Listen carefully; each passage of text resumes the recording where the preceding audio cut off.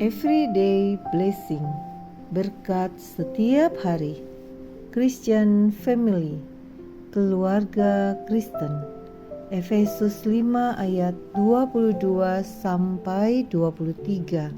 Hai istri, tunduklah kepada suamimu seperti kepada Tuhan.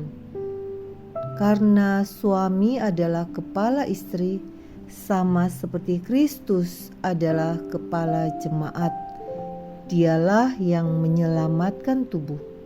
Sebuah keluarga Kristen yang baik selaras dengan prinsip-prinsip Alkitabiah dan merupakan keluarga di mana setiap anggota memahami dan memenuhi peran yang telah diberikan oleh Allah. Keluarga bukanlah lembaga yang dirancang oleh manusia. Keluarga diciptakan oleh Allah supaya bermanfaat bagi manusia, dan manusia telah diberi tanggung jawab atasnya. Unit keluarga Alkitabiah yang paling sederhana beranggotakan satu pria, satu wanita, istri dan anak, baik yang dilahirkan maupun yang diadopsi. Keluarga besar dapat melibatkan saudara kandung atau saudara ipar, kakek dan nenek, keponakan, saudara sepupu, paman dan bibi. Salah satu prinsip pokok dalam unit keluarga ialah komitmen yang ditetapkan Allah bagi setiap anggota keluarga untuk seumur hidup mereka. Sang suami dan istri bertanggung jawab untuk menjaga kesatuannya, bahkan di tengah norma kebudayaan yang tidak mendukung. Tentunya syarat pertama bagi setiap anggota keluarga Kristen adalah bahwa mereka semua berupa orang Kristen, yakni memiliki hubungan sejati dengan Yesus Kristus sebagai Tuhan dan Juru Selamat mereka. Efesus 5 ayat 22 sampai 33 memberi pedoman bagi suami dan istri di dalam keluarga Kristen. Sang suami harus mengasihi istrinya sama seperti Kristus mengasihi gereja, dan sang istri harus menghormati suaminya dan secara sukarela tunduk terhadap kepemimpinannya di dalam keluarga. Peran kepemimpinan suami harus dimulai dari hubungan rohaninya secara pribadi dengan Allah, kemudian berlanjut pada pengajaran pada istri dan anak-anaknya berdasarkan firman Tuhan. Para ayah diperintah mengenai anaknya. Didiklah mereka di dalam ajaran dan nasihat Tuhan. Efesus 6 ayat 4. Seorang ayah perlu memenuhi kebutuhan keluarganya.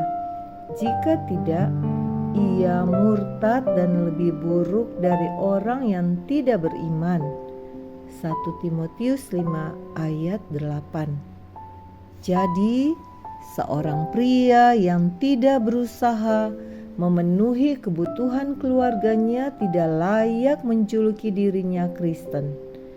Ini bukan berarti bahwa seorang istri tidak boleh membantu memenuhi kebutuhan keluarga. Amsal 31 menunjukkan bagaimana seorang istri saleh dapat melakukannya. Namun memenuhi kebutuhan keluarga bukanlah tanggung jawab utamanya, karena itu adalah tanggung jawab sang suami. Istri adalah penolong bagi suami. Kejadian 2 ayat 18 sampai 20. Suami dan istri dalam pernikahan Kristen harus saling setia seumur hidup. Allah menyatakan nilai yang setara bagi pria dan wanita karena Ia telah menciptakan keduanya menurut gambar dan rupanya.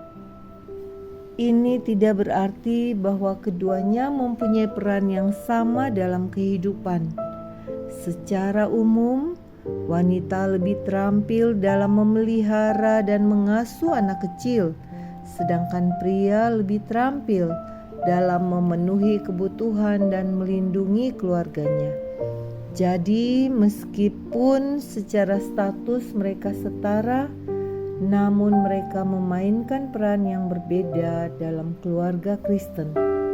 Pernikahan Kristen yang menjadi dasar dari keluarga Kristen mengikuti pedoman Alkitabiah dalam hal hubungan seks. Alkitab mengecam pandangan kebudayaan yang menghalalkan perceraian, hidup bersama sebelum menikah, dan pernikahan sesama jenis. Seksualitas yang diungkapkan sesuai standar yang Alkitabiah adalah ekspresi kasih dan komitmen yang teramat indah. Di luar pernikahan, seks adalah dosa. Prinsip yang utama adalah kasih Kristus adalah dasar suami istri dan keluarga Kristen. Misi kita menerapkan kasih Kristus sebagai dasar kehidupan Kristen dan dalam relasi suami istri. Mari kita berdoa.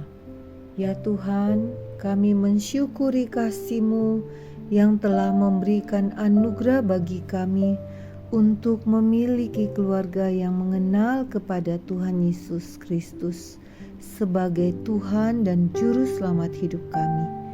Kami mau menerapkan kasih Kristus sebagai dasar kehidupan keluarga kami dan dalam relasi kami dalam keluarga sebagai suami istri. Kami bawa doa ini dalam nama Tuhan Yesus Kristus. Amin.